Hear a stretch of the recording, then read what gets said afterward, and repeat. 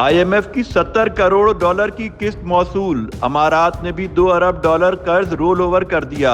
سپہ سالار کی معاشی میدان میں کامیابیاں، ڈگمگاتی معیشت کا سہارا سپہ سالار بن گئے۔ پاکستان کی معاشی بیماریوں کو ڈاکٹر مل گیا جس نے معیشت کی ڈوبتی کشتی کو سنبھالا۔ ناراض IMF بھی راضی ہو گیا۔